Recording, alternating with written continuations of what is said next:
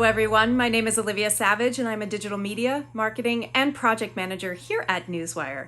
Welcome to today's Smart Start educational video on implementing a backlinks strategy. Backlinks are a critical piece of digital infrastructure that help create credibility for you and your website.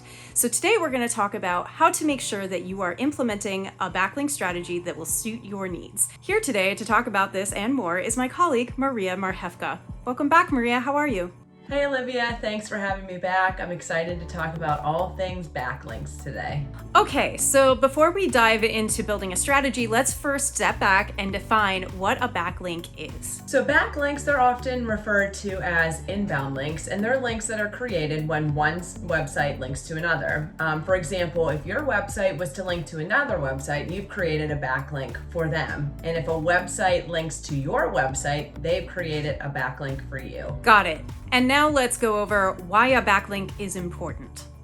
So think of a backlink as a vote of confidence, and the backlink will signal to the search engines that a site is worth linking to, which helps a website show up on the search engine results page, or the SERP. Okay, but I see this as potentially a bit of a double-edged sword. So are all backlinks good? So the quality of a backlink is rooted in the authority of the page that's linking back to your website. Now, links from pages with significant authority pass more authority, aka PageRank, which is a Google search algorithm that's used to rank web pages in the SERP. Now, like you said, not all authoritative links are created equal. Now, here's an example. Let's say that your website is all about digital marketing, and you get a link from an authoritative site. However, the site focuses on all things snowboarding. Will that make for a good backlink? Technically, no. And that's because in addition to the authority, Google also places a major emphasis on the relevancy and the value of the backlink to your website.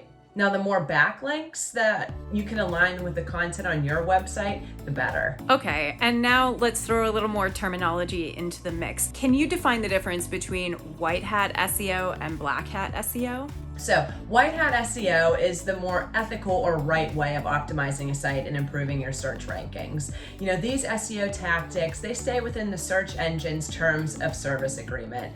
And just for, cut right to the chase, you want to do white hat SEO strategies. Now, on the other hand, there are black hat SEO strategies, and they go against basically all of the search engine guidelines in an effort to basically game the system to achieve higher rankings through loopholes and other manipulative tactics. So like I said before, both of them, I guess you could say, technically work, but for the long game and for ethical approach to SEO, you definitely want to lean more towards the white hat SEO strategy.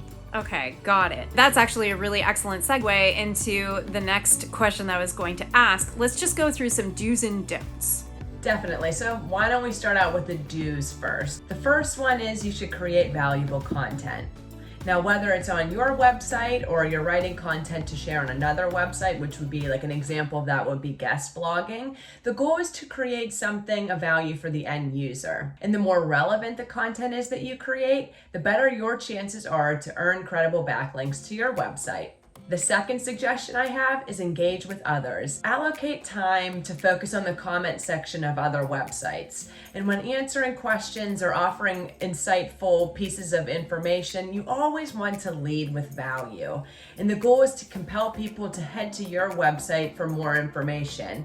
But you definitely want to tread carefully, because when it comes to linking out to your website in the comments, sometimes that can be a spam signal. So you just want to really kind of lead with value and then have people search on their own accord to learn more about you and your company. The third suggestion I have is you want to connect with the news. Constantly keep your eyes and ears open for opportunities to connect with the news and join in on conversations. You can use trending topics that are relevant to your business and your industry as prompts for press release topics, or a social media post, or a blog post, or maybe even an email campaign. Whatever it may be, the goal is to have the journalist or news publication pick up on that release or that piece of content and build a backlink back to your website in the process. Yes, press release distribution is an excellent way to build quality backlinks. Okay, we've gone through some of the do's. Now let's go into the don'ts. Right, so the first tip that I have is don't buy backlinks. Plain and simple, because this is a big no-no in the eyes of Google. Now, if Google finds out that you've purchased backlinks for your website, they'll in turn rank your website lower in the search results, which basically defeated the purpose of you trying to buy the backlink in the first place. Now, buying backlinks, that can get you on a reverse course, like I said, of what you're trying to accomplish, which is improve your site's rank and relevancy. So definitely never buy backlinks for your website. The second tip that I have is don't target irrelevant sources. As we mentioned previously, not all backlinks are created equal. There are different factors that go into it, which is, authority, the relevancy, and the value that those links provide. And that's why targeting websites and publications that are relevant to your company and your industry is paramount. In addition to buying backlinks, securing backlinks on irrelevant websites is another way to send that bad signal to Google that something isn't right. So relevancy definitely reigns supreme when it comes to building backlinks.